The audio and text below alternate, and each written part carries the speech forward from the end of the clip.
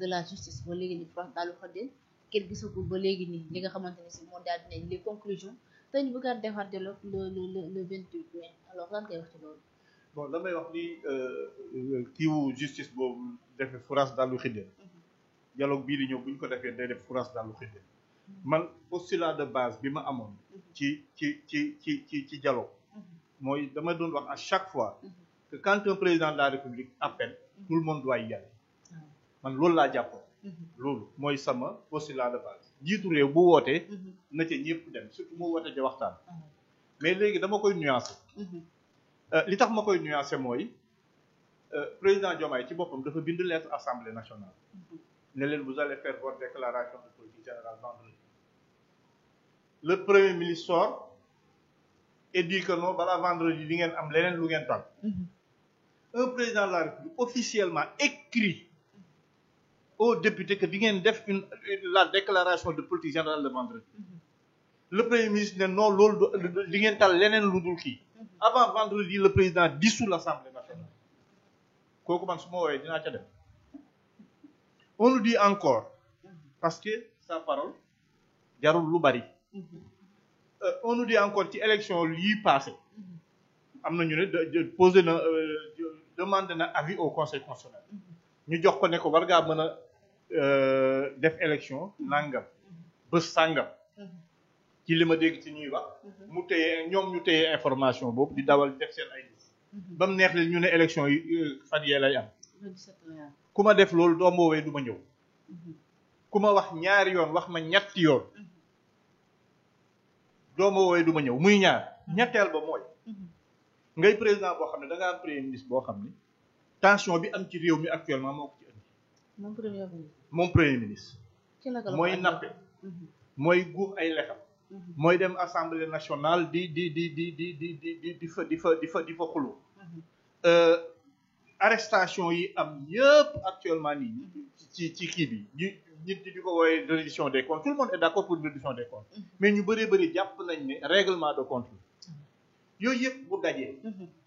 beneen bi ci quatrième bi ci topp mooy man dama bokk ci ñi gëm ne dialogue bii c'est pour régler leur ay propre affaire mais du affaire u sénégalais yi gis nga sénégalais yi xam nga lan mooy seen problème nan la ñuy def ba dund gu metti gii ñu jóg nan la ñuy def ba bu ñu bëggee faju nan la ñuy def ba bu ñu bëggee dem ci école yi jàng dem ci école yi jàng nan la ñuy def ba ndaw sii di xëyee këram di dem marché bu demee pañe ba muy yóbbu wala siwo ba muy yóbbu mu mën cee def am ndugg bu ñëwee togg ci añ togg ci reer sénégalais yi loolu mooy seen problème le problème de ce dialogue là est strictement un problème personnel des hommes politiques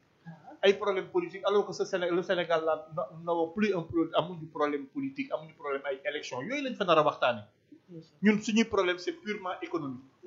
ñoom nañu lijjanti mbir yi sénégalais yi moo gën seen affaire dialogue bi cependant ci ñun am na ñoo xam ne d'accord nañ dem ca mais ce que je viens de dire c'est ma position à moi man balaa may ñëw ci sa dialogue dama lay wóolu tam ñii ils ne sont pas dignes de confiance réew mi situation bi mu nekk nii ñoom ñoo ko ci dugal ñoom ñoo ko ci teg ñoom ñoo ko ci dugal ñoom ñoo ko ci teg nous sommes en train de discuter et les avis sont partagés am na ñu ne nañ dem am na ñu naan nii parce que nous on évolue dans une coalition une petite coalition qui s'appelle Sunu Yité coalition boobu c'est des amis avec lesquels j'étais dans Macky 2012 et Benno Bokk Yaakaar on est en train de discuter on verra mais man personnellement j'ai toujours défendu l'idée selon laquelle que quand le président de la République appelle à un dialogue tous les Sénégalais dañu war a dem participer ci wax ci seen xalaat d'accord parce que généralement boo ko deful dañ fay waxtaan lañ fay waxtaane mën na nekk loo xam ne d'accord ci te dañ koy doxal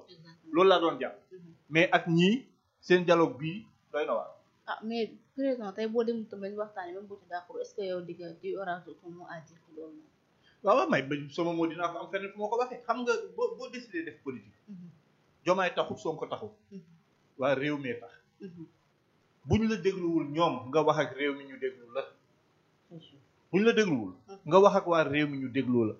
parce que ñun dañuy def politique on essaye de prendre en charge les préoccupations des Sénégalais préoccupation sénégalais yi actuellement nii du seen tappale yi ñuy def mooy organiser wu ba réew mi dox réew mi doxul dafa metti te ça il faut le dire te mettiwaayu réew mi ak ñàkk réew mi ni mu doxe ni ñoom ñoo ko waral. ci naka pourtant ñoom ce sont des jeunes sénégalais jële wóor leen jox leen ci réew mi ñu ngi teg ay réformes ñu ngi génn di defar ay quelque chose comme ça. waaw mais non xam nga loolu moom loolu wees nañ ko. man li ma jàpp te wax naa ko ba tàyyi. def naa sax yow mos naa ko wax ci sa benn émission. jox ñi réew mi le peuple s'est trompé. et le peuple s'est trompé de bonne foi. parce que lañ leen gëmloo woon di leen ko wax suba ak ngoon saxal ko ci seen nopp yi ñoom ñoo gënoon a xam ne mënuñ cee def dara. on nous a montré un livre de solution. On nous a dit que 4000 cadres de Pastef ont travaillé sur le projet. Da ngaa gis projet foo gis projet. On nous a dit que solution nangam. On nous a dit tellement de choses. On nous a dit même que gars yi ñu ngi dugal ba pétrole bi génn avant ñu naan jaay nañ pétrole bi mu dem. Avant ñu naan pétrole bi jaay nañ ko mu dem. Après le premier baril de pétrole. ñi ngi ko jox. ñu ngi leen ko devant le ministre de l'énergie, devant le président de la République, devant le premier ministre au palais ñu ne leen voilà le premier baril de pétrole. ana pétrole bañ doon ngàcc di ko yóbbu. xam nga yu mel noonu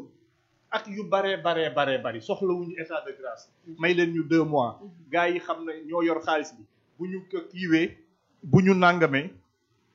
bu ngeen ñu ko joxee. dinañ génne xaalis bi ñu liggéey. il faut que régler les problèmes. Vraiment donc sëkk alors. honorable buñ desee un peu ci dialogue politique bi nga xamante ni si ni mu ngi am na ci yenn point yu tënk yoo xamante ni si ñu ngi koy wax donte ni fasaluñ ko bu baax a baax mais dañu gis ci seen militants yi ñu di wax lu mel noonu comme quoi que ni dialogue bi li ci bëgg a waxtaane bokk na ci képp koo nga xamante ni si nekkoon nga candidat ci ay élection mos nga doon président maanaam yow 2 mandats rek nga ne comme yéen ñi nga xamante ni mag ñi dañoo bëgg daal di xàll seen wàll ci biir langue politique bi bonne position nga yem ci loolu. loolu suñ ko defee pour man du yoon xaw ma li ñu nar a wax xaw ma li ñu dëxañ seen kii ci li ñu dëxañ ci dialogue bi li ñu nar a dikkee et cetera waaye loolu suñ ko defee man ni ma ko gisee du yoon dañoo war a limité wu ci li constitution bi wax c'est-à-dire soo defee 2 mandats nga dem léegi nag plus tard nga ñëw 2 mandats successifs 2 mandats successifs mënatoo nekk président de la république léegi soo demee nag mun ngaa ñëwaat Trump nekkoon na président ñu gagné ko mu dem mais après mu ñëwaat xam nga lépp pédagogie la politique yépp pédagogie la ni ko Bara waxee le peuple s'est trompé de bonne foi mais le peuple c'est pas une personne c'est des milliers de personnes léegi soo juumee peut-être peuple bi su juumee 2 millions de personnes suñu juumee parce que ñoom ils ont électoralement 54%. C'est petit à petit la ñuy gis ñi nga xam ne nii ñoo gën a avancé ñooy gis d'abord ensuite ñeneen ñi ba peuple bi yëpp d'une manière générale électorat bi yëpp gis ñooñu nag da nga leen a war a dimbale ci gis boobu gis nga Hitler en 1929 bi Hitler di xeex pour jël pour nekk chancelier Ernest Staël benn dirigeant allemand la dafa ne woon électeurs yi gis nga Hitler mi 1929 de booba 10 ans avant 1939 1929 da leen ne gis nga Hitler mi su ngeen ko wotelee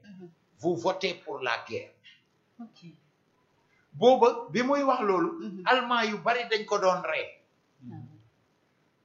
1929 parce que 1929 la wax loolu allemand yu bari di ko rey mais bi mu ñëwee ba 1939 bi 1933 ñu voteel Hitler démocratiquement mais bi ñu votelee Hitler démocratiquement il a profité de ce poste-là chancelier pour tuer la démocratie di